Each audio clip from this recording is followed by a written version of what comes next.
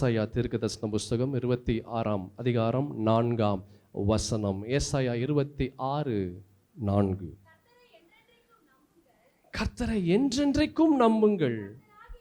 கர்த்தராகிய யெகோவா நித்திய கன்மலையாய் இருக்கிறார். கர்த்தரை என்றென்றைக்கும் நம்புங்கள். கர்த்தராகிய யெகோவா அவர் நித்திய கன்மலையாய் இருக்கிறார். ஆண்டவரை நீங்கள் என்றென்றைக்கும் நம்பினார். இந்த ஆண்டவர் எப்படி இருக்கிறார்? நமக்கு கன்மலையாய் இருக்கிறார். அல்லேலூயா. இந்த கன்மலை என்ன செய்யும்? நம்மை பாதுகாக்கும். அல்லேலூயா. நம்மை பாதுகாக்கும். யோசித்து கூட பார்க்க முடியாது இந்த கன்மலை நம்ம எப்படி பாதுகாக்கும் என்று. ஆண்டவரை நம்புங்க. கர்த்தரை என்ன செய்யுங்க? நம்புங்க. ஏன் நம்ப முடியல? நம்ப முடியாமல் எது நம்மளுடைய வாழ்க்கையில் நமக்கு முன்பாக இருக்கிறது? நல்லா கவனமாக கேளுங்க. ஆபிரகாம் தன்னுடைய மகனாகிய ஈசாக்கை பலியிடும்படியாக ஆபிரகாம் அவர் கொண்டு போகிறார். ஈசாக்கு அவர் ஒரு குழந்தை அல்ல, ஒரு சின்ன ஒரு பிள்ளை அல்ல. அவர் ஒரு வாலிப ஒரு பையனாக அவர் இருந்தார். எப்போ பலி செலுத்தும்படியாக ஆபிரகாம் கொண்டு போகும்போது he was a teenager. ஒரு வாலிப வயதுடைய ஒரு வாலிபன். யோசித்து பாருங்க, எந்த அளவுக்கு ஒரு வாலிபனுக்கு ஒரு பலன் இருக்கும். கூட போகிறது ஒரு வயசான ஒரு தாத்தா. அல்லேலூயா. கூட போகிறது யாருங்க? சொல்லு, சத்தமாக சொல்லு. ஒரு வயதான ஒரு தாத்தா.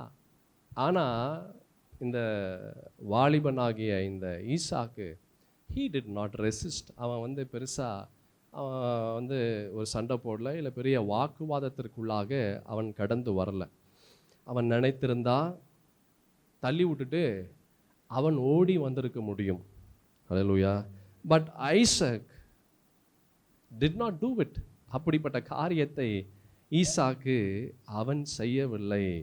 அல்லேலூயா. ஏன் செய்யவில்லை? he knows. அவன் பார்க்கிறான், ஆபிரகாமை பார்க்கிறான். ஆண்டவர் ஆபிரகாமோடு பேசுகிறத ஆபிரகாம் கேட்கிறார். ஆபிரகாம் பேசுகிறத ஆண்டவர் கேட்கிறார். இதெல்லாம் முன்னாடியிலிருந்து அவன் பார்த்து கொண்டு இருக்கிறான். அல்லேலூயா. ஆமென். இதெல்லாம் என்ன செய்கிறாரு? ஈசாக்கு வாலிபனாக அவர் பார்த்து கொண்டு இருக்கிறார். God speaks and his father hears. Hallelujah. The voice of God. Abraham தன்னுடைய மகனை அந்த ஆல்டரில், அந்த பலிபீடத்தில் அவன் கட்டுகிறான். கட்டும்போது யோசித்து பாருங்கள், ஒரு வாலிபன் அந்த இடத்துலேருந்து திமிரிட்டு அவன் வெளியே ஓடி வரக்கூடிய சாத்தியக்கூறு இருக்கா இல்லையா? அல்லேலூயா. ஒன்றில் 3 வயசே என்ன நாட்டம் பண்ணுது? ஸ்கூலுக்கு கிளம்ப வைக்கும் போது 3 வயசு 4 வயசு பெரிய சேட்டை பண்ணுது. 3 வயசு 4 வயசே பெரிய சோப்பு தூக்கி வெளியே போட்டுருது.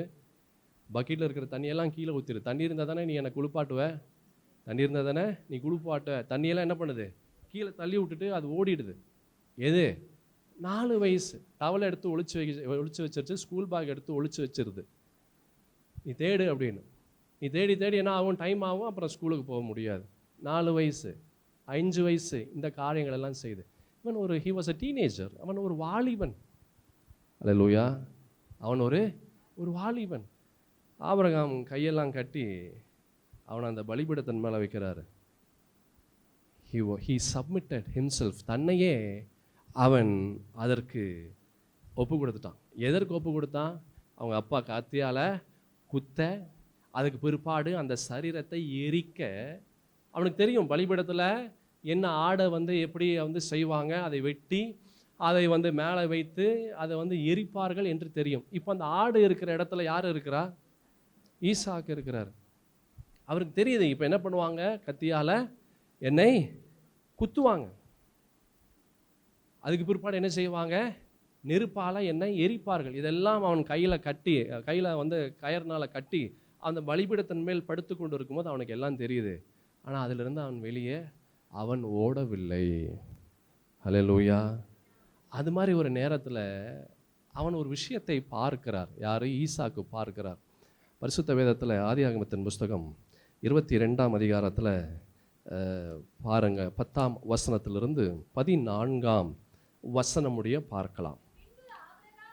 பின்பு ஆபிரகாம் தன் குமாரனை வெட்டும்படிக்கு தன் கையை நீட்டி கத்தியை எடுத்தான். 9வது வசனத்திலிருந்து பார்க்கலாம். தேவன் அவனுக்கு சொல்லி இருந்த இடத்திற்கு வந்தார்கள். அங்கே ஆபிரகாம் ஒரு பலிபீடத்தை உண்டாக்கி கட்டைகளை அடுக்கி தன் குமாரனாகிய ஈசாக்கை கட்டி, இதான் நான் சொன்னேன், குமாரனாகிய ஈசாக்கை கட்டி அந்த பலிபீடத்தில் அடுக்கிய கட்டைகளின் மேல் அவனை கிடத்தினான். நல்லா கவனமாக கேளுங்க. பலிபீடத்தோட சேர்த்து ஈசாக்க கட்டலை, பலிபீடத்தோடு சேர்த்து ஈசாக்க கட்டலை. அப்புறம் ஏன் கட்டினாருன்னு நீங்கள் கேட்கலாம். அதை பலி செலுத்தும் போது அவர்கள் வெட்டும் போதோ இல்லை நெருப்பு வைக்கும் போதோ அது கீழே விழுந்துடும். ஏன்னா நெருப்பினுடைய அந்த தன்மை எலும்புக்குள்ளாகி வரும்போது எலும்பெல்லாம் ஸ்டிஃப் ஆகிடும். அப்படியே ஸ்டிஃபாக என்னாகும், அதை வேறு பக்கம் திரும்பும். இப்போது இந்த இடத்துல அவர் தப்பித்து ஓடக்கூடிய சாத்தியக்கூறு இருக்கா இல்லையா? இருக்கு. வாலிபன் பக்கத்தில் இருக்கிறது ஒரு வயதான ஒரு நபர், வயதான ஒரு தாத்தா பக்கத்தில் இருக்கிற, ஈஸியாக தள்ளி விட்டுட்டு அவன் தப்பித்து வந்திருக்கலாம். ஆனால் என்ன செய்யலை, அவன் தப்பித்து வரல. இந்த நேரத்தில் he witnessed something so unusual, வித்தியாசமான ஒரு காரியத்தை இந்த ஈசாக்கு பார்க்குறார், ஆபிரகாம் பார்க்குறாங்க, 2 பேருமே பார்க்குறாங்க. என்னன்றது வாசிங்க வேகமாக. பின்பு ஆபிரகாம் தன் குமாரனை வெட்டும்படிக்கு தன் கையை நீட்டி கத்தியை எடுத்தான். அப்பொழுது கர்த்தருடைய தூதனானவர் வானத்திலிருந்து ஆபிரகாமே ஆபிரகாமே என்று கூப்பிட்டார். அவன் இதோ அடியேன் என்றான். அப்பொழுது அவர் பிள்ளையாண்டான் மேல் உன் கையை போடாதே, அவனுக்கு ஒன்றும் செய்யாதே, நீ அவனை உன் புத்திரன் என்றும் உன் ஏகசுதன் என்றும் பாராமல் எனக்காக ஒப்பு கொடுத்தபடியினால் நீ தேவனுக்கு பயப்படுகிறவன் என்று இப்பொழுது அறிந்திருக்கிறேன் என்றார். இந்த காரியத்தை ஆபிரகாம் மாத்திரம் அல்ல சகோதரா சகோதரி, பலிபீடத்து மேலே படுத்து கொண்டு இருக்கிற ஈசாக்கும் கேட்டான். ஹல்லேலூயா. வாசிங்க அதுக்கு பிற்பாடு.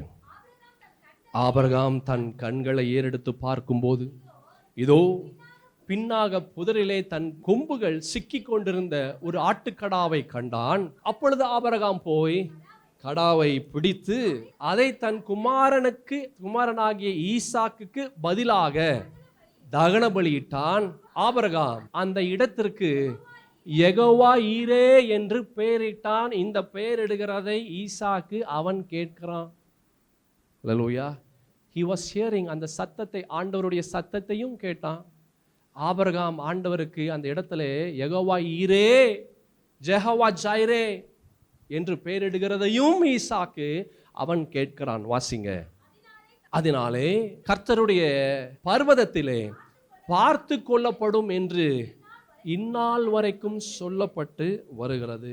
இது எல்லாத்தையும் விட்னஸ் பண்ணிட்டு இருந்தது ஆபிரகாம் மாத்திரம் அல்ல, கூட இருந்த ஈசாக்கும் எல்லாவற்றையும் அவன் கேட்டுக்கொண்டிருந்தான், எல்லாவற்றையும் பார்த்து கொண்டிருந்தான். இது நீங்கள் அப்படியே ஒரு ஃபாஸ்ட் ஃபார்வர்ட் பண்ணி 26ஆம் அதிகாரத்திற்குள்ளாக நாம் போகலாம். என்னாகுது, அந்த ஈசாக்கு அவன் பெரியவனாகிறான், அவன் வளர்ந்து அவன் பெரிய ஒரு வாலிப பருவத்திலிருந்து ஒரு பெரிய ஒரு ஆளாக, அடல்ட்ஹுட், பெரிய மனிதனாக அவன் வந்து அவன் கடந்து வருகிறான். அப்படியே ஃபாஸ்ட் ஃபார்வர்ட் பண்ணி 26ஆம் அதிகாரத்திற்குள்ளாக நாம் வரும்போது 1ஆம் வசனத்திலிருந்து 6ஆம் வசனமுடைய நாம் பார்க்கலாம்.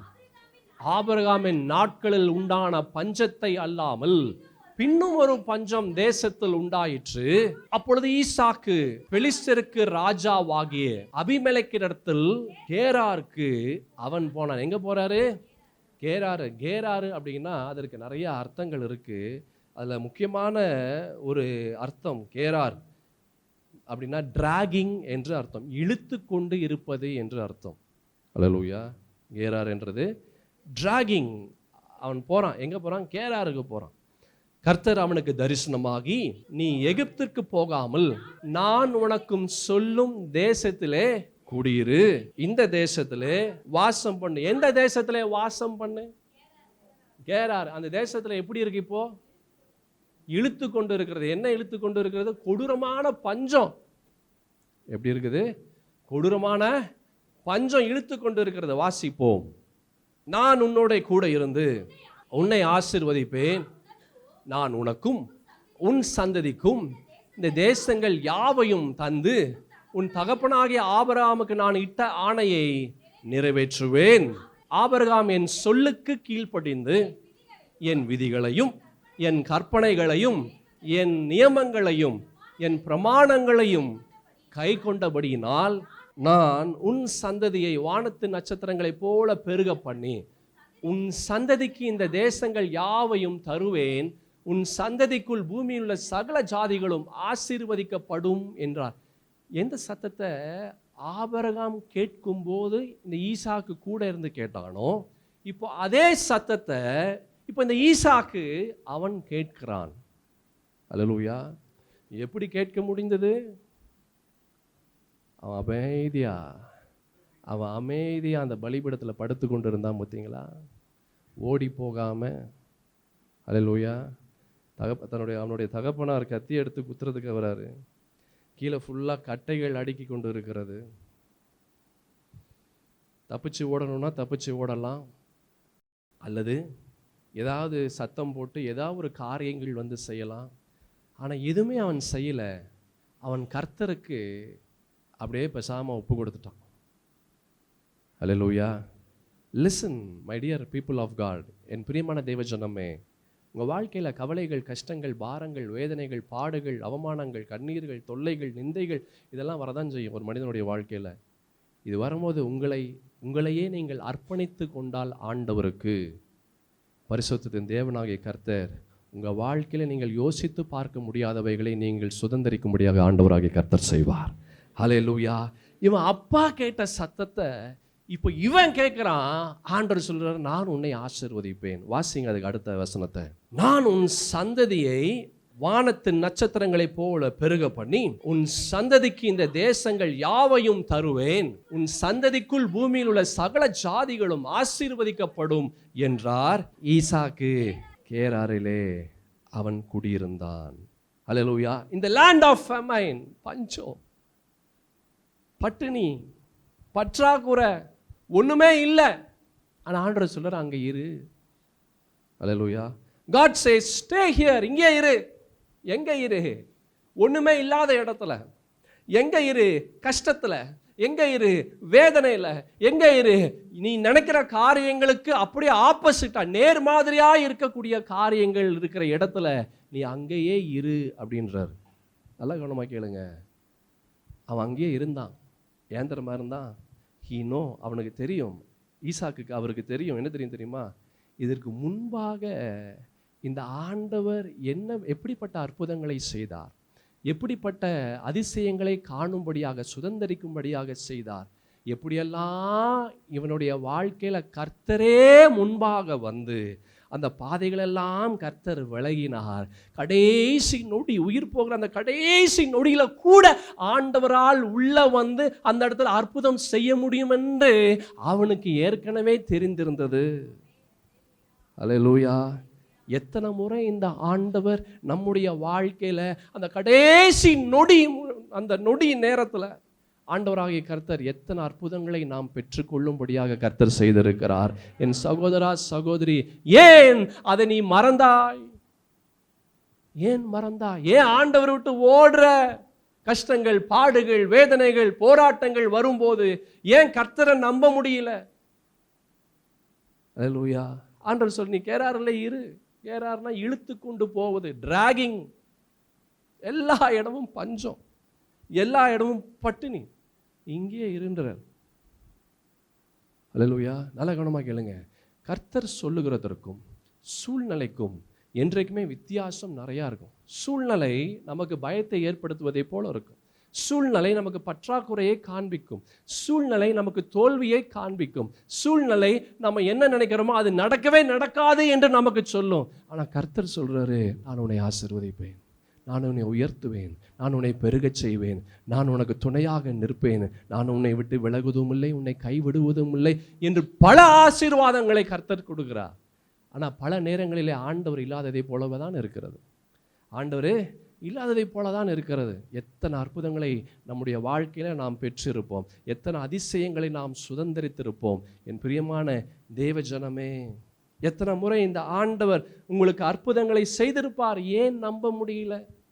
ஏன் நம்ப முடியல? ஏசாயா தீர்க்கதரிசன புஸ்தகம் 12ஆம் அதிகாரம் 2ஆம் வசனத்தை பாருங்க, வேகமாக நாம் பார்க்கலாம். வாசிங்க. இதோ தேவனே என் ரட்சிப்பு, நான் பயப்படாமல் போதும் நம்பிக்கையா இருப்பேன். தேவனே என் ரட்சிப்பு அப்படின்னா ஆண்டவரே என்னுடைய விடுதலை, ஆண்டவரே என்னுடைய சந்தோஷம், ஆண்டவரே என்னுடைய எல்லாமே அவரு தான். நான் எதுக்கு பயப்படுவேன்? நான் எதற்கும் பயப்பட மாட்டேன். இந்த ஈசாக்குக்கு அவருக்கு தெரியுது. இதே போல ஒரு சத்தத்தை நான் கேட்டேன் எங்கள் அப்பா கூட இருக்கும்போது. அந்த சத்தம் பெரிய பெரிய காரியங்களை நாங்கள் பெற்றுக்கொள்ளும்படியாக செய்தது. He knew the voice of God. கர்த்தருடைய சத்தத்தை அவன் அறிந்திருந்தான். நம்ம என்ன சத்தத்தை அறிந்திருக்கிறோம்? அல்லேலூயா. நம்ம என்ன சத்தத்தை அறிந்திருக்கிறோம்? சகோதரா சகோதரி, யோசித்து பார், என்ன சத்தத்தை அறிந்திருக்கிறோம்? வசனம் ஏசாயா தீர்க்கதரிசன புஸ்தகத்தில் அழகான ஒரு வார்த்தையை பார்த்தோம். இதோ தேவனே என் ரட்சிப்பு, நான் பயப்படாமல் எப்படி இருப்பேன்? நான் நம்பிக்கையா இருப்பேன். என்ன நம்பிக்கையா இருப்பேன்? நான் ஆண்டவர் மீது நம்பிக்கையா இருப்பேன். என் மீது அல்ல, என்னுடைய பணத்தின் மீது அல்ல, என்னுடைய வேலையின் மீது அல்ல, என்னுடைய நண்பர்கள் மீது அல்ல, என்னுடைய வாழ்க்கையின் மீது அல்ல. சிலர் ரதங்களை குறித்தும் சிலர் குதிரைகளை குறித்தும் மேன்மை பாராட்டுவார்கள். நாங்களோ சொல்லுங்க,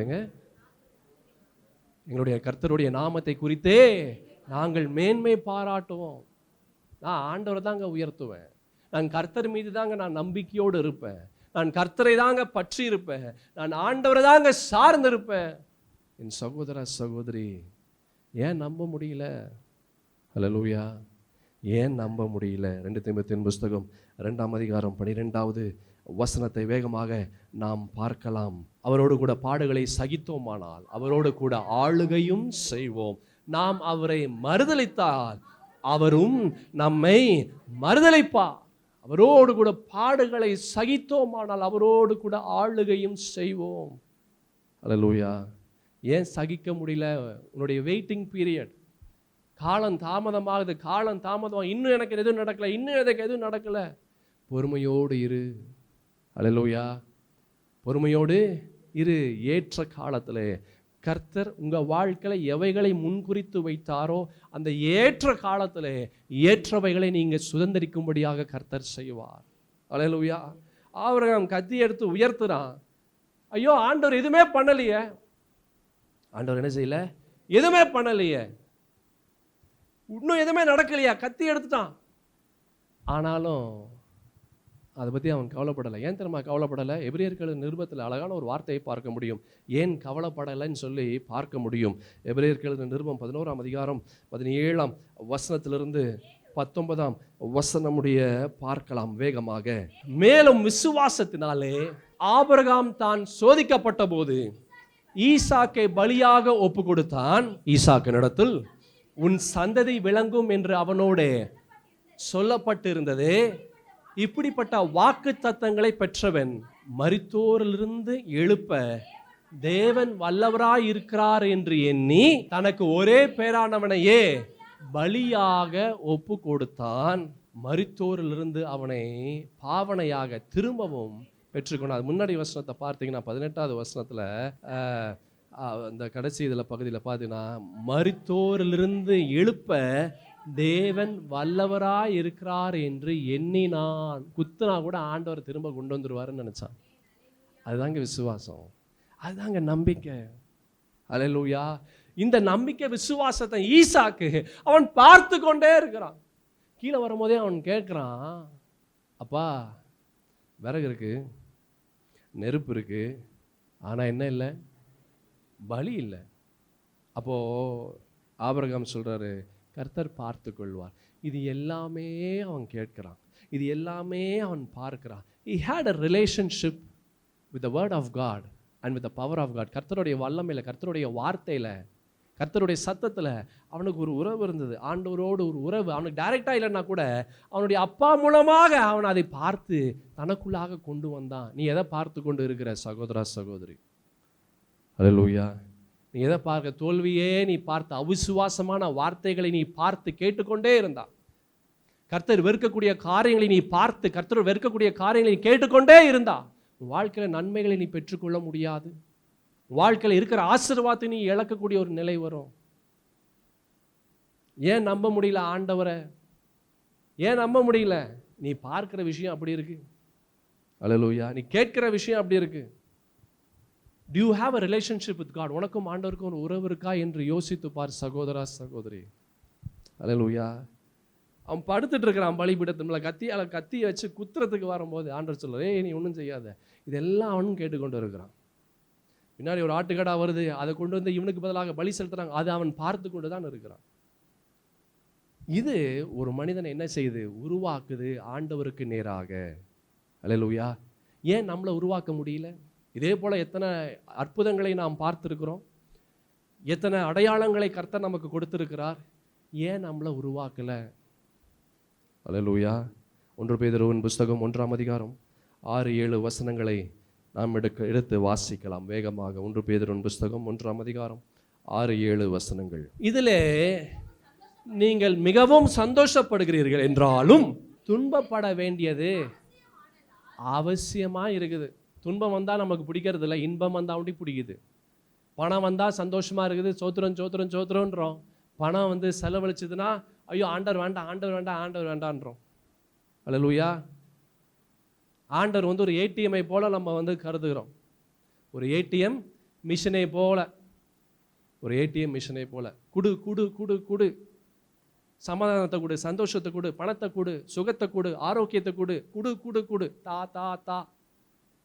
பரிசுத்த வேதத்தில் ஒரு வசனம் இருக்கு, நீதிமொழிகளின் புஸ்தகத்தில் 30ஆம் அதிகாரம் 15வது வசனம். தாத்தா என்கிற 2 குமாரத்திகள் அட்டைக்கு உண்டு, திருப்தி அடையாத 3 உண்டு, போதும் என்று சொல்லாத 4 உண்டு. இதில் ஏதாச்சும் ஒன்று வந்தாலே காலி. இதில் ஏதாச்சும் ஒன்று வந்தாலே காலி. 3 விஷயம் இருக்குது. ஒன்று, தாத்தா என்கிற 2 குமாரத்தி அட்டைக்கு உண்டு, திருப்தி அடையாத 3 உண்டு, போதும் என்று சொல்லாத 4 உண்டு. அல்லேலூயா. ஆண்டவர் அப்படிதான் நம்ம வந்து பாவிக்கிறோம், அப்படிதான் நம்ம யோசிக்கிறோம். தா குடு, எனக்கு இப்பவே செய், இப்பவே செய். இப்போ நீ செய்யல, நான் வந்து ஜெபம் பண்ண மாட்டேன். இப்போ எனக்கு இந்த அற்புதம் வரல, எனக்கு இந்த பண கஷ்டம் தீரலை, நான் வந்து இனிமேல் நான் வந்து கிறிஸ்தவனாகவே இருக்க மாட்டேன். என்னது இது? பிளாக்மெயில். ஆண்டவரையே பிளாக்மெயில் பண்ணுறோம். ஆண்டவரையே பிளாக்மெயில் பண்ணுற கிறிஸ்தவர்கள் அநேகர் இருக்கிறாங்க. அல்லேலூயா. என் சகோதர சகோதரி, இப்படி இருக்காத. You must have a relationship. ஒரு உறவு இருக்கணும். ஆமென். ஒரு உறவு என்ன ஆனாலும் பரவாயில்ல. ஆபிரகாமுக்கு ஒரு உறவு இருந்தது, ஆண்டவருக்கும் ஆபிரகாமுக்கு ஒரு உறவு இருந்தது. கொண்டு போட்டாலும் பரவாயில்ல, திரும்ப என் தேவனாகி கர்த்தர் அவர் கொண்டு வந்துடுவார். யோபு சொல்றாரு, அவரை கொன்று போட்டாலும் என்ன செய்ய மாட்டேன், அவர் மேல் நம்பிக்கை. செத்து போனாலும் பரவாயில்ல, நான் ஆண்டவர் விட்டு நான் போக மாட்டேன். அதுதாங்க நம்பிக்கை, அதுதான் நம்பிக்கை. இந்த வசனத்தில் பார்த்தோம், துன்பப்படுவது மிகவும் எப்படி இருக்குதா? அவசியமா இருக்கு. அவசியம். நமக்கு அவசியம் இல்லை. நமக்கு ஐயோ வேண்டாம். எனக்கு என்ன அவசியம்? எனக்கு இன்பமாக இருக்கிறது தான் அவசியம். நான் சந்தோஷமாக இருக்கிறது தான் எனக்கு அவசியம். நான் நினைக்கிறதெல்லாம் நடக்கணும், அதுதான் எனக்கு அவசியம். எனக்கு கஷ்டம் எனக்கு வேண்டாம். அல்லேலூயா. வாசிங்க. துன்பப்பட வேண்டியது அவசியமானதால் இப்பொழுது கொஞ்ச காலம் பலவிதமான சோதனைகளாலே துக்கப்படுகிறீர்கள். அழிந்து போகிற பொன் அக்கினியினாலே சோதிக்கப்படும், அதை பார்க்கிலும் அதிக விலையேற பெற்றதாய் இருக்கிற உங்கள் விசுவாசம் சோதிக்கப்பட்டு இயேசு கிறிஸ்து வெளிப்படும் போது உங்களுக்கு புகழ்ச்சியும் கனமும் மகிமையும் உண்டாக காணப்படும். இயேசு கிறிஸ்து வரும்போது புகழ்ச்சியாக கனமாக மகிமையா எப்போ வரும்? நீ விசுவாசத்துல ஜெயிக்கும் போது. நீ விசுவாசத்துல நம்பிக்கையில ஜெயிச்சா அது கனமாக இருக்கும், புகழ்ச்சியாக இருக்கும், மகிமையாக இருக்கும். ஆனா விசுவாசத்துல தோத்து போனா அது எதுவுமே வராது. நம்ம ஜெயிக்கிறோமா தோத்து போறோமா? ஒரு வியாதி வருது, ரொம்ப வருஷமா இருக்குது, ரொம்ப மாதமா இருக்கு, ரொம்ப நாட்களா இருக்கு. திடீர்னு ஒரு பிரச்சனை வருது, ரொம்ப நாட்களா இருக்கு. பணம் இல்லை, போராட்டங்கள் வருது. அந்த இடத்துல விசுவாசம் எந்த அளவில் இருக்கு? பரவாயில்லைங்க, கர்த்தர் கொடுத்தார், கர்த்தர் எடுத்தார், கர்த்தருடைய நாமத்திற்கு ஸ்தோத்திரம் அப்படி சொல்றோமா? இல்லை ஆண்டவரை தூஷிக்கிறோமா? இல்லை ஆண்டவருடைய சமூகத்தில் நெருங்கி போகிறோமா? இல்லை விலகி ஓடுறோமா? அது நம்முடைய ஆசீர்வாதத்தை தீர்மானம் செய்யும். அல்லேலூயா. சங்கீதம் 56ஆம் சங்கீதம் 3-4 வசனங்கள் எல்லாம் ரொம்ப அழகான ஒரு வசனத்தை நாம் பார்க்கலாம். 56ஆம் சங்கீதம். நான் பயப்படுகிற நாளில் உம்மை நம்புவேன், தேவனை முன்னிட்டு அவருடைய வார்த்தையை புகழ்வேன், தேவனை நம்பி இருக்கிறேன், நீங்கள் தேவனை நம்பி இருந்தால் பயப்பட வேண்டிய நிலை வராது. அல்லேலூயா. ஆபிரகாம் தேவனை நம்பி இருந்தார். ஈசாக்கு அவர் சொல்ல, நீ போய் கெராரில் போய் இரு. பஞ்சமான வேதனையான இழுத்து கொண்டு இருக்கக்கூடிய ஒரு இடம், எல்லா இடத்துலையும் பற்றா. அந்த இடத்துல இருக்கிறது எங்கேயுமே பணம், அங்கே பணமும் கிடையாது, தண்ணீரும் கிடையாது, விவசாயம் கிடையாது, தானியங்கள் கிடையாது, சாப்பாடு கிடையாது, எதுவுமே கிடையாது. கொடூரமான ஒரு பஞ்சம் உள்ள ஒரு இடம். ஆண்டவர் நீ வெயிட் பண்ணுன்றார். யூ ஸ்டே, நீ இங்கேயே இரு. எங்கேயே இரு? பாலும் தேனும் ஓடுற இடம் இல்லை, எதுவுமே இல்லாத ஒரு இடம், இங்கேயே இரு. கடினமான ஒன்று. ஆனால் அவர் ஏன் போகல தெரியுமா? இதை விட கடினமான ஒரு இடத்துல அவன் இருந்தார். எங்க இருந்தார்? பலிபீடத்தின் மேல இருந்தார். அல்லேலூயா. இதை விட கடினம். என்ன கடினம்? மரணத்திற்கும் அவருக்கும் ஒரு இடைவேளை தூரம் தான். கத்து இங்க இருக்குது, நெஞ்சு இங்க இருக்குது. அல்லேலூயா. இப்ப இருக்கிறத விட, அந்த பஞ்சமான இடத்துல இருக்கிறத விட மிகவும் மோசமான இடத்துல இருந்துட்டார். அதனால அவருக்கு அதை பத்தி எல்லாம் கவலை இல்லை. என் சகோதரா சகோதரி, do you trust this God? இந்த ஆண்டவரை நம்புறியா? ஆண்டவரை நம்புறியா? வசன சங்கீதத்தின் புஸ்தகம் தாவீது அழகான ஒரு விஷயத்தை சொன்னார், பார்த்தோமே. நான் பயப்படுகிற நாளில் என்ன செய்வேன்? நம்புவேன். நம்ம என்ன பயப்படுற நாள் என்ன பண்றோம்? கர்த்தரை தூஷிக்கிறோமா? ஓடுகிறோமா? என்ன செய்கிறோம் பயப்படுற நாளில்? அல்லேலூயா. இல்லை புலம்புறோமா? பயப்படுற நாளில் புலம்பி புலம்பி புலம்பி கர்த்தரே ஒரு வழி ஆக்கிடுறோம். ஏன்டா இவனுக்கு நான் அந்த கஷ்டத்தை கொடுத்தேன், ஆண்டவரை வெறுக்கும்படியாக செஞ்சிடறோம். அநேகர் புலம்பு சத்தம் பரலோகமே அல்லோலகல்லப்படுது. அந்த அளவுக்கு புலம்பக்கூடிய ஒரு சத்தம் வந்துடுது. அல்லேலூயா. தேவனை முன்னிட்டு அவருடைய வார்த்தை என்ன செய்வேன்? புகழ்வேன். தேவனை நம்பி இருக்கிறேன், நான் பயப்படேன், மாம்சமானவன் எனக்கு என்ன செய்வான்? அல்லேலூயா. என் பிரியமான தேவ ஜனமே, உங்கள் ஜெப வாழ்க்கை எப்படி இருக்குன்னு யோசித்துப்பார். வேத வாசிப்பு எப்படி இருக்குது என்று யோசித்துப்பார். ஜெபிக்கிறதுக்கு எனக்கு இன்ட்ரெஸ்ட் இல்லைங்க, எனக்கு பைபிள் வாசிக்கிறதுக்கு இன்ட்ரெஸ்ட் இல்லை, எனக்கு போர் அடிக்குது, ஜெபிக்க முடியலையா? அநேகர் சொல்லுவாங்க, ஐயா எனக்கு ஜெபிக்கிறதுக்கு முடியல, ஏதோ ஒரு போராட்டம் வருது. ஒன்று குடும்பத்தார் மூலமாக போராட்டம் வருது, இல்லை வெளியே இருந்து சொந்தக்காரங்க மூலமாக போராட்டம் வருது, இல்லை எதுவுமே வரலையா, எனக்குள்ளேயே ஒரு போராட்டம் வருது. ஜெபம் பண்ண முடியல, ஏதோ ஒரு விதத்தில் ஒரு எம்டினஸ், ஒரு வெறுமை இருக்கு, ஏதோ ஒரு சோர்வு வந்துடுது. ஜெபம் பண்ணனாலே ஒரு சோர்வு வருது, ஜெபம் பண்ணனாலே ஒரு விதமான ஒரு உணர்வு வருது. அது வார்த்தையினால சொல்லவே முடியல ஐயா, வித்தியாசமான ஒரு உணர்வு வருது, பிடிக்கவே மாட்டேங்குது, ஒரு மாதிரி சோர்வாக இருக்குது. அப்படியே பண்ணால் கூட 2 நிமிஷத்துக்கு மேலே பண்ண முடியல. வேதம் வாசித்த பைபிள் எடுத்தாலே தூக்கம் வந்துடுது, மற்ற நேரத்தில் தூக்கமே வரமாட்டேங்குது. ஆனால் பைபிள் எடுத்தேன், அவ்வளோ நல்லா தூக்கம் வருது, என்ன பண்ணுறதுனே தெரியல. நல்ல கவனமாக, this is direct attack from the சைட்டன். இது பிசாசு ஸ்ட்ரைட்டாக உன்னை அடிக்கிறான். அல்லேலூயா. The moment you realize that you lose interest in Bible reading and in prayer, வாழ்க்கையில் நீ இன்ட்ரெஸ்ட்டை இழக்கிற, ஜெபிக்கிறதுக்கு, வேத வாசிப்புக்கு, கர்த்தருடைய காரியத்தில் உனக்கு இன்ட்ரெஸ்ட் போகுது அப்படின்னா, பிசாசு அவன் உன்னுடைய வாழ்க்கையில் உன்னுடைய பிடியை அவன் பிடித்து கொண்டு இருக்கிறான் என்று அர்த்தம். அல்லேலூயா. ஆமென். ஜாக்கிரதையாக இருங்க. அப்படிப்பட்ட ஒரு நிலை உங்களுடைய வாழ்க்கையில் இருந்ததுன்னா ஆண்டவரை நம்ப முடியாது. ஏன்? ஜெப வாழ்க்கை அஸ்திபாரம் இல்லை, வேத வாசிப்பு இல்லை, கர்த்தருடைய விஷயத்தில் ஒரு இன்ட்ரெஸ்ட், ஆர்வம் வரமாட்டேன், போர் அடிக்குது, சோர்வாக இருக்குது அப்படின்னா பிசாசு உன்னை பிடித்து தன் பக்கமாக இழுத்து கொண்டு போகிறான் என்று அர்த்தம். டக்குன்னு நீ ஜாக்கிரதையாக நீ விழித்து எழு, ஜாக்கிரதையாக டக்குன்னு யோசி. ஐயோ ஆமாம் இது மாதிரி நடக்குது அப்படின்னா என்ன செய்யணும்? ஆண்டவரிடத்துல கேளு, ஆண்டவரே என்னை பலப்படுத்துங்கப்பா, நான் ரொம்ப பலவீனமாக இருக்கிறேன், உடல் ரீதியாகவும் பலவீனமாக இருக்கிறேன், மன ரீதியாகவும் நான் எப்படி இருக்கிறேன்? நான் பலவீனமாக இருக்கிறேன். ஆண்டவரே உம்முடைய பலத்தினாலே என்னை நீர் இடை கட்டுவீராக. நான் முயற்சி செய்கிறேன், ஜெபிக்கணும்னு ஆசையாக இருக்குது, மனசு ஆசைப்படுது, ஆனால் செயல்படுத்த முடியல. எண்ணம் இருக்குது ஆனால் அதை செயல்படுத்த முடியல. ஆண்டவரே அதை செயல்படுத்த எனக்கு உதவி செய்யுங்க. கேளு. அல்லேலூயா.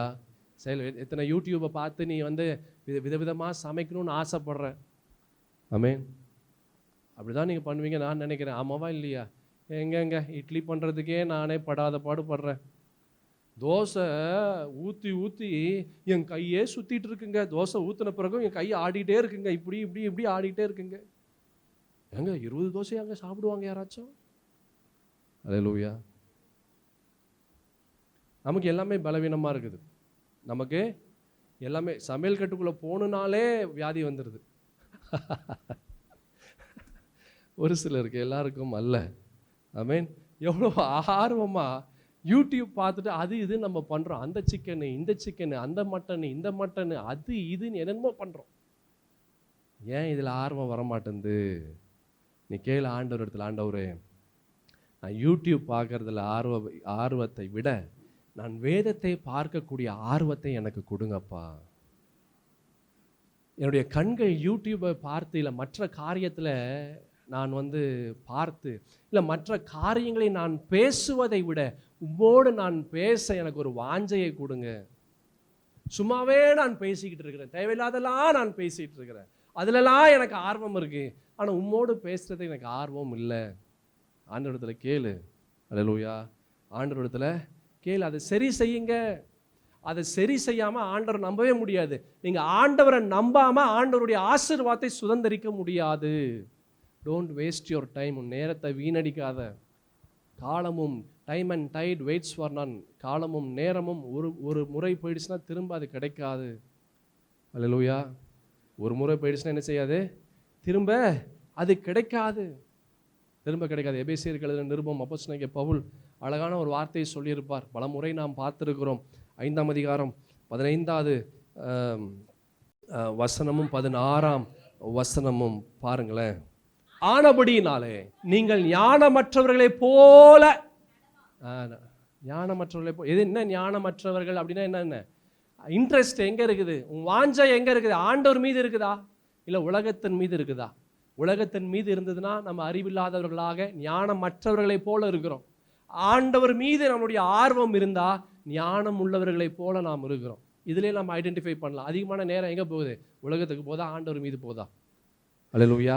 அது நாம் ஞானம் உள்ளவர்களா இல்லை ஞானமற்றவர்களா என்று அது தீர்மானம் செய்யும். அல்லேலூயா. வாசிங்க அந்த வசனத்தை. நீங்கள் ஞானமற்றவர்களை போல நடவாமல். யார் ஞானமற்றவர்கள்னா a person without Christ. கிறிஸ்து அல்லாத யாராக இருந்தாலும் அவன் ஞானமற்றவன். ஆமென். கிறிஸ்து அல்லாமல் இருக்கக்கூடிய நபர் அது யாராக இருந்தாலும் எப்படி இருக்கிறான்? ஞானமற்றவன். நான் சொன்ன பார்த்தீங்களா, கோயம்புத்தூரில் ஒரு பெரிய ஒரு பாஸ்டர், எல்லாம் இன்ஜினியர்ஸு, அதில் டாக்டர்ஸ் வேறு இருக்கிறாங்க. பேர் மறந்துருச்சு எனக்கு. பெரிய ஒரு ஹாஸ்பிட்டல் இருக்குது, கேஜின்னு நினைக்கிறேன், கேஜி ஹாஸ்பிட்டல். அதெல்லாம் மறந்துருச்சு, கொஞ்சம் வருஷம் ஆகிடுச்சா, அதனால் ஞாபகம்லாம் மறந்து போச்சு. இப்போல்லாம் முன்னாடி நல்லா ஞாபகம் வச்சுருப்பேன், இப்போல்லாம் மறந்துடுது சீக்கிரத்தில். அவங்கெல்லாம் இருக்கிறாங்க, எல்லாம் காணிக்கை எடுக்கிறவங்களாம் அவங்க தான். யார்? டாக்டர்ஸ் காணிக்கை எடுக்கிறாங்க. ஆனால் எங்கள் அப்பா போகும்போதெல்லாம் எல்லாம் அதிகாரிகள், எல்லாம் பெரிய கவர்மெண்ட்டில் இருக்கிற அநேக அதிகாரிகள், அவர்கள் எல்லாம் எங்களை மாத்திரம் இல்லை, எல்லாம் வர வைக்கிறாங்க. அல்லேலூயா. ஏன்னா அவங்க ஞானம் உள்ளவர்களாக இருக்கிறாங்க. ஏன்னா இந்த இடத்துல ஆண்டவருடைய ஆலயத்தில் நான் செய்கிறது எல்லாமே எனக்கு ஆசீர்வாதமாய் கடந்து வரும். நான் உலகத்தின் பணி எனக்கு கிடைக்கிற ஆசீர்வாதத்தை விட கர்த்தருடைய பணி நான் செய்யும் போது அந்த ஆசீர்வாதம் அது பெரிய ஆசீர்வாதம்.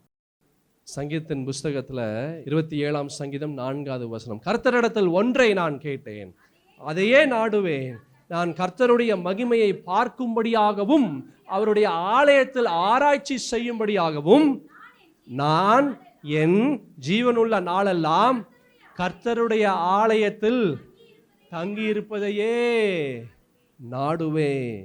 இன்னும் கூட இருக்கு ஒரு வசனம், கர்த்தருடைய ஆலயத்தின் வாசற்படியிலே காத்திருப்பேன் சொல்லி ஒரு வசனம் கூட இருக்கு. அல்லேலூயா. பாருங்க, பெரிய ஒரு அதிகாரிகள் அவங்க கர்த்தருடைய ஆலயத்தை சேர் துடைக்கிறாங்க, அவங்க கூட்டுறாங்க, பெருகிறாங்க, காணிக்கை ஓடி போய் எடுக்கிறாங்க, கதவை திறந்து விட்றாங்க. உலகத்தில் பெரிய ஆஃபீஸர்ஸ், பெரிய டாக்டர், மற்ற ஆஃபீஸர்ஸ் எல்லாம். ஆனால் கர்த்தருடைய ஆலயத்தில் அவன் வேலை செய்கிற ஒரு பணியாள். ஏன்? அவனுக்கு தெரியும் எது அவனுக்கு ஆசீர்வாதத்தை கொண்டு வரும் என்று. அல்லேலூயா. ஐ மீன், டோன்ட் வேஸ்ட் யுவர் டைம் சகோதரா சகோதரி. நேரத்தை என்ன செய்யாத, நீ வேஸ்ட் பண்ணாத. நம்ம பார்த்தோம், ஞானமற்றவர்களை போல நடக்காத, ஞானமற்றவர்களை போல என்ன செய்யாத, நடவாமல் ஞானமுள்ளவர்களை போல கவனமாய் நடந்து கொள்ளுங்கள். கர்த்தரை நம்பினா ஞானம் வரும். அதான் நான் சொன்னேன், with God you will be so wise. ஆண்டவனோடு இருந்தால் நீ ஞானம் உள்ளவனாக இருக்க முடியும். ஆண்டவர் உன்னோடு இல்லை, உனக்கு ஞானம் இல்லாதவனா போல நீ இருக்கக்கூடிய ஒரு நிலை வரும். நாட்கள் எப்படி இருக்குதா? பொல்லாதவைகளானதால் காலத்தை பிரயோஜனப்படுத்திக் கொள். நாட்கள் பொல்லாதது. Don't waste your time. Don't waste your time. நேரத்தை வீணடிக்காத. பயனுள்ள நேரமாய் உன்னுடைய நேரங்கள் எல்லாம் மாற்று. எப்படி பயனுள்ள நேரங்களாய் உன்னுடைய நேரங்கள் எல்லாம் மாற்ற முடியும்? நீ ஆண்டவரோடு நீ அதிக நேரம் செலவழித்தா பயனுள்ள நேரமாக உன்னுடைய நேரங்கள் எல்லாம் மாறும். அல்லேலூயா. ஆண்டவரோடு நீ அதிகமான நேரம் செலவழித்தா உன்னுடைய நேரம் எப்படி மாறும்? பயனுள்ள நேரங்களாய் மாறும். இன்னும் அதிகமாய் நீ ஆண்டவரை நம்ப முடியும். இன்னும் அதிகமாய் நீ கர்த்தரை நம்பும் போது இந்த ஆண்டவராகிய கர்த்தர் கண்மலையாய் அவர் கடந்து வருகிறார். அல்லேலூயா. கண்மலையாய் அவர் கடந்து வருகிறார். சிம்சோன் அவன் வாழ்க்கையில் அவனுடைய நேரத்தை எல்லாம் வீணடிச்சிட்டான்.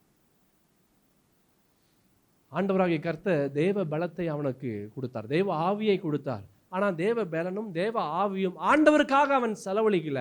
அவன் தனக்காகவே செலவழிச்சான். தன்னுடைய கோபத்திற்காக, தன்னுடைய இஷ்டத்திற்காக, தன்னுடைய எண்ணங்களுக்காக, தன்னுடைய காரியங்களுக்காக செலவழித்தான். நீ உன் வாழ்க்கை, கர்த்தர் உனக்கு கொடுத்திருக்கிற இந்த வாழ்க்கை நீ யாருக்காக செலவழிக்கிறாய்? சகோதரா சகோதரி, யோசித்துப்பார், யோசித்துப்பார். நீ உனக்காகவே செலவழிச்சா நீ சிம்சோன் போல இருக்கிற.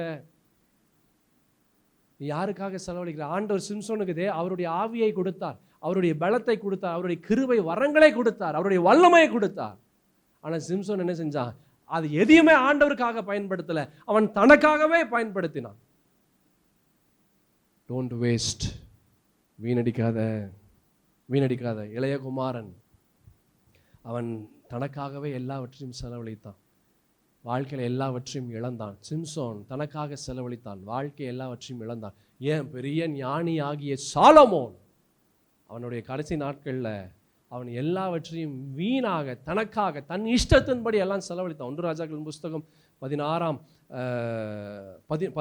அதிகாரத்தில் நீங்கள் பார்த்தீங்கன்னா, 1 ராஜாக்களின் புஸ்தகம் 11ஆம் அதிகாரத்தில் அவன் என்னென்ன பண்ணான்னு பார்த்தீங்கன்னா நம்மளுக்கே ஆச்சரியமாக, வேதனையாக, வருத்தமாக இருக்கும். 1 ராஜாக்களின் புஸ்தகத்தில் 11ஆம் அதிகாரத்தில் நாம் பார்க்கும்போது 1ஆம் வசனத்திலிருந்து, ராஜாவாகிய சாலமோன் பார்வோனின் குமாரத்தியை நேசித்ததும் அல்லாமல் மோவாபியர், அம்மோனியர், ஏதோமியர், சீதோனியர், ஏத்தியரும் ஆகிய அந்நிய ஜாதியரான அநேக ஸ்திரீகளை மேல் ஆசை வைத்தான். He wasted his time. நேரத்தை வீணடிச்சான். அல்லேலூயா. அதுக்கு பிற்பாடு பாருங்க, கர்த்தர் இஸ்ரவேல் புத்திரரை நோக்கி, நீங்கள் அவர்கள் அண்டைக்கும் அவர்கள் உங்கள் அண்டைக்கும் பிரவேசிக்கலாகாது. அவர்கள் நிச்சயமாய் தங்கள் தேவர்களை பின்பற்றும்படி உங்கள் இருதயங்களை சாய பண்ணுவார்கள் என்று சொல்லியிருந்தார். சாலமோன் அவர்கள் மேல் ஆசை வைத்து அவர்களோடு ஐக்கியமாக இருந்தான். நீ யாரோடு ஐக்கியமாக இருக்கிற? Don't waste your time. உன் நேரத்தை வீணடிக்காத. ஒரு முறை உன் நேரம், உன் ஆசீர்வாதம், அந்த நாளுக்குரிய ஆசீர்வாதத்தை நீ வீணடிச்சிட்ட, திரும்ப அந்த ஆசீர்வாதம் வராது. வேற ஆசீர்வாதத்தை பிடுங்கி போடக்கூடிய வேற காரியம் வந்துடும். அல்லேலூயா. ஜாக்கிரதையாக இரு சகோதரா சகோதரி. நீங்கள் அப்படியே நீங்கள் பார்த்தீங்கன்னா அந்த 3ஆம் வசனத்தினுடைய கடைசி பகுதி பார்த்தீங்கன்னா, அவன் இருதயத்தை வழுவி போக பண்ணார்கள். கர்த்தரை அல்லாத நீ எதில் உன்னுடைய நேரத்தை செலவழித்தாலும் உன்னுடைய இருதயம் வழுவி போகும்படியாக ஆகும். அப்படின்னா என்ன ஆகும்? இருதயம் வேற பக்கம் போயிடும். எல்லா காவலோடும் உன்னுடைய இருதயத்தை என்ன செய்ய? நீ காத்துக்கொள். அதிலிருந்து என்ன வருது? ஜீவ ஊற்று புறப்படும். அந்த இருதயம் ஜீவ ஊற்று நின்று போச்சுன்னா நம்ம நின்று போயிடுவோம். அல்லேலூயா. இருதயம் வழுவி போயிடும். ஆண்டவருக்கு நீ நேரம் செலவழிக்காம நம்ம நேரம் வேற பக்கம் போச்சுன்னா இருதயம் வழுவி போகும். என் சகோதரா சகோதரி, ஏன் நம்ப முடியல? ஏன் பைபிளை வாசிக்கிறதுக்கு வாஞ்சை இல்லை? ஏன் ஜெபத்தில் நேரம் செலவழிக்க வாஞ்சை இல்லை? யோசித்து பார் சகோதரா சகோதரி, யோசித்து பார். Don't waste your time. ஆண்டவர் இடத்துல ஓடு, தேவ சமூகத்தை நாடு, கர்த்தரை பற்றிக்கொள். இன்ட்ரெஸ்ட் எங்கே போகுதுன்னு பாரு. இன்ட்ரெஸ்ட்டு எங்கே போகுதுன்னு பாரு. 1 பேதுரு 4ஆம் அதிகாரம் 3ஆம் வசனத்தை பாருங்களேன். வேகமாக நாம் பார்க்கலாம். 1 பேதுரு புஸ்தகம் 4ஆம் அதிகாரம் 3 சென்ற வாழ்நாள் காலத்திலே நாம் புறஜாதிகளுடைய இஷ்டத்தின்படி நடந்து கொண்டது போதும் போதும். சென்ற காலம் முந்தி ரட்சிக்கப்படுவதற்கு முன்பதாக போதும். we were wasting our time. நம் நேரத்தை வீணடிச்சு கொண்டிருந்தோம். எப்போ? ரட்சிக்கப்படுவதற்கு முன்பதாக. கோணக்கதை, கிளவி கதை, அந்த கதை, இந்த கதை, அந்த காரியம், இந்த காரியம், அந்த செயல், இந்த செயல், என்னென்னமோ பண்ணிட்டு இருந்தோம் ரட்சிக்கப்படுவதற்கு முன்பதாக. ரட்சிக்கப்பட்ட பிறகும் அந்த காரியத்தை செய்யாத. அப்படி செஞ்சினா உன்னால இந்த ஆண்டவரை நம்ப முடியாது. நம்புவாங்க கர்த்தரை நம்புவேன், கிரியை இருக்காது. அல்லேலூயா. சொல்லும் செயலும் ஒன்றாக இருந்தாதான் அந்த இடத்துல அற்புதம் நடக்கும். சொல்லும் செயலும் வித்தியாசமாக இருந்தால் அந்த இடத்துல அற்புதம் வராது. அற்புதத்துக்கு பதிலாக வேதனையும் பாரங்களும் கவலைகளும் கஷ்டங்கள் தான் வரும். What you speak and what you do has to sync together. நீ பேசுகிற வார்த்தைகளும் உன்னுடைய செயல்களும் ரெண்டும் ஒன்றாக ஒன்று இணைய வேண்டும். அப்படி ஒன்றாக ஒன்று இணையும் போது பரிசுத்தத்தின் தேவனுடைய நன்மைகளையும் கிருபைகளையும் ஆசீர்வாதம் உன்னோடு இணையும்படியாக கர்த்தர் செய்வார். அல்லேலூயா. Don't waste. பார்த்தோம் பேதுருவில் அழகாக அந்த பேதுரு ஒரு விஷயத்தை அவர் சொல்றாரு. சென்ற வாழ்நாள் காலத்திலே நாம் புறஜாதிகளுடைய இஷ்டத்தின்படி நடந்து கொண்டது போதும். Stop it. போதும், நிறுத்து. பழைய காரியங்கள் நிறுத்து. போதும். You are a Christian. நீ நானும் ஒரு கிறிஸ்தவன். அல்லேலூயா. ஒரு கிறிஸ்துவுக்குள்ளாக இருந்தா அவன் புது சிருஷ்டியாக இருக்கிறான். பழையவைகள் ஒளிந்து போச்சு. You are a born Christian. You are a born again Christian. You are a new creation. The world has passed away. The old things have passed away. பழையவைகள் என்னாச்சு? அது ஒளிந்து போயிடுச்சு. எல்லாமே everything has been turned into new. எல்லாமே புதிதாயின. அல்லேலூயா. அவர் சொல்றாரு, பேதுரு ரொம்ப அழகாக சொல்றாரு, போதும், இஷ்டத்தின்படி நடந்து கொண்டது போதும். அப்பொழுது நாம் காம விகாரத்தையும் துர் இச்சைகளையும் நடப்பித்து மதுபானம் பண்ணி களியாட்டம் செய்து வெறி கொண்டு அருவருப்பான விக்கிரக ஆராதனை செய்து வந்தோம். அந்த துன்மார்க்க உளையிலே அவர்களோடு கூட நீங்கள் விழாமல் இருக்கிறதுனாலே அவர்கள் ஆச்சரியப்பட்டு உங்களை தூஷிக்கிறார்கள். நம்ம அதில் விழுந்துட்டோமா இல்லை விழாமல் இருக்கிறோமா? சகோதரா சகோதரி, நம்ம எங்கே விழுந்து கிடக்கிறோம்? கர்த்தருடைய சமூகத்தில் விழுந்து கிடக்கிறோமா இல்லை உலகத்தின் காரியத்தில் விழுந்து கிடக்கிறோமா? எதில் நீ விழுந்து கிடக்கிற? உன் கவலையில் விழுந்து கிடக்கிறியா? உன்னுடைய பயத்தில் விழுந்து கிடக்கிறியா? உன்னுடைய சோகத்தில் விழுந்து கிடக்கிறியா?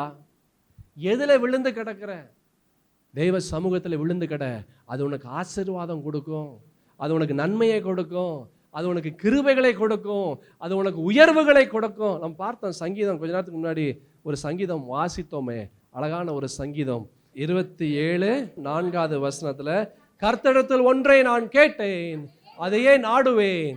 நான் கர்த்தருடைய மகிமையை பார்க்கும்படி அவருடைய ஆலயத்தில் ஆராய்ச்சி செய்யும்படியாக நான் என் ஜீவனுள்ள நாளெல்லாம், என்னுடைய வாழ்க்கையின் கடைசி நாள் மட்டும் நான் கர்த்தருடைய ஆலயத்தில் தங்கியிருப்பதை என்ன செய்வேன்? நாடுவேன். கடைசி நாள் மட்டும், என் வாழ்க்கையின் கடைசி நாள் மட்டும் என் தேவனுடைய சமூகத்தில் என் ஆண்டவர் இருக்கிற இடத்துல நான் இருப்பேன். என் ஆண்டவர் இருக்கிற இடத்துல நான் இருந்தாதான் எனக்கு சந்தோஷம். என் தேவனாகிய கர்த்தர் இருக்கிற இடத்துல இருந்தாதான் எனக்கு நிம்மதி. என் தேவனாகிய கர்த்தர் இருக்கிற இடத்துல இருந்தாதான் எனக்கு உயர்வு. நம்ம எங்கே இருக்கிறோம் சகோதரா சகோதரி? என்ன செய்து கொண்டு இருக்கிறோம்? ஏன் ஆண்டவர் நமக்கு நம்மை பாதுகாக்க மாட்டேன்றாரு? ஏன் நம்மை போஷிக்க மாட்டேன்றாரு? ஏன் நம்முடைய தேவைகள் தேவைகளாகவே இருக்கு, இன்னும் பூர்த்தியாக மாட்டேன்து? எங்க இருக்கிற? என்ன செய்து கொண்டு இருக்கிற? Don't waste your time. கர்த்தரை என்றென்றைக்கும் நம்பு. நீ என்றென்றைக்கும் நம்புன்றது வார்த்தையில் இல்லை, செயல்ல கொண்டு வா. என் தேவனாகிய கர்த்தர் அவர் நித்திய கண்மலையாய் உன்னுடைய வாழ்க்கையில கடந்து வந்து உன்னை உயர்த்தி, உன்னை ஆசீர்வதித்து, உன்னை பலப்படுத்தி, உன்னை வழிநடத்தி சகாயம் செய்யும் கேடகமாக அவர் கடந்து வந்து நீ நினைத்து பார்ப்பதற்கும் மேலான தேவ நன்மைகளை, கிருபைகளை, கிரியைகளை நீ சுதந்திரிக்கும்படியான வழி வாசல்களை கர்த்தர் கொடுப்பார். நீ சொல்லுவ, என் கர்த்தர் எனக்கு நன்மையானதை செய்தார், நான் அவரை ஒருபோதும் நான் மறக்க மாட்டேன். என் தேவனுடைய நாமத்தை நான் உயர்த்தி உயர்த்தி உயர்த்தி உயர்த்தி உயர்த்தி நான் அவருடைய சமூகத்திலே நான் நித்தமும் காத்திருப்பேன். என் தேவனாகிய கர்த்தர் என் தேவன், அவர் என் இயேசு, அவர் என் ராஜா, அவரையே நம்பி அவரையே சார்ந்திருப்பேன். நான் கர்த்தரை நான் என்றென்றைக்கும் நான் நம்புவேன். ஏன் தெரியுமா? இந்த தேவனாகிய கர்த்தர் அவர் எனக்கு கண்மலையாக இருந்து என்னை பாதுகாத்து, என்னை போஷித்து, என்னை பலப்படுத்தி எனக்கு துணையாய் நிற்கிறார் என்று நீ சாட்சியாய் நிற்கும்படியாக கர்த்தர் செய்வார். எத்தனை பேர் நம்பி விசுவாசிக்கிறீங்க? ஹல்லேலூயா, ஹல்லேலூயா. நாம் யாவரும் எழுந்து நிற்கலாம். இதனுடைய தொடர்ச்சியை அடுத்த வாரம் நாம் பார்க்கலாம். ஆண்டவரே, என் இயேசுவே, உண்மையை நம்பி உண்மையை சார்ந்து உண்மையை நாங்கள் பற்றி இருக்கிறோம். இந்த ஒரு விஷயங்களை கண்ணோக்கி பாருங்கப்பா. உண்மையை நம்பக்கூடாதபடி ஆண்டவரே, நாங்கள் அநேக காரியங்களில் நாங்கள் நம்பி எங்களுடைய நேரத்தை நாங்கள் வீணடித்துட்டோம். ஈசாக்கை போல, ஆபிரகாமை போல உம்முடைய சத்தத்தை கேட்டு அந்த சத்தத்திற்கு செவி கொடுத்து, அது கஷ்டமாக இருந்தாலும், அது முடியாததாக இருந்தாலும், அது கடினமாக இருந்தாலும், என் கிறிஸ்துவுக்காக, என் இயேசுவுக்காக நாங்கள் செய்யக்கூடியவர்களாக எங்களை நாங்கள் ஒப்புக் கொடுக்கிறோம். இந்த ஒரு விஷயங்களை கண்ணோக்கி பார்த்து எங்களுடைய குற்றங்களை, குறைகளை, பாவங்களை, மீறுதல்களை தயவாய் பட்சமாய் மன்னிங்க.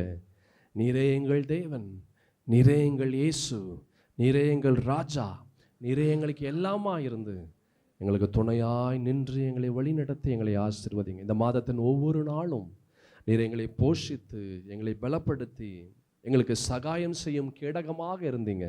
மீதம் இருக்கிற நாட்கள் இதை காட்டிலும் வல்லமையாய் நீர் எங்களை தாங்கி பலப்படுத்தி ஆசீர்வதிங்க.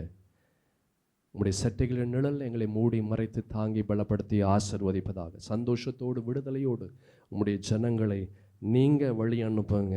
உம்முடைய வார்த்தைகள் தங்கி கிரியை செய்யட்டும். இயேசுவின் மகா பரிசுத்தமுள்ள நாமத்தில் இந்த ஜெபத்தை எடுக்கிறேன் என் நல்ல பிதாவே. ஆமேன், ஆமேன். என் ஆத்துமாவே கர்த்தரை ஸ்தோத்திரி, என் முழு உள்ளமே அவர் பரிசுத்த நாமத்தை ஸ்தோத்திரி. என் ஆத்துமாவே கர்த்தரை ஸ்தோத்திரி, அவர் செய்த சகல உபகாரங்களையும் மறவாதே. ஆண்டவராகிய இயேசு கிறிஸ்துவின் கிருபையும் பிதாவாகிய தேவனுடைய அன்பும் பரிசுத்த ஆவியின் ஐக்கியமும் சமாதானமும் சந்தோஷமும் வழிநடத்துதலும் நம் அனைவரோடும் இன்றும் என்றும் சதா காலமும் இயேசுவினுடைய வருகை பரிந்தமிருந்து தாங்கி பலப்படுத்தி வழி நடத்துவதாக. ஆமேன், ஆமேன்.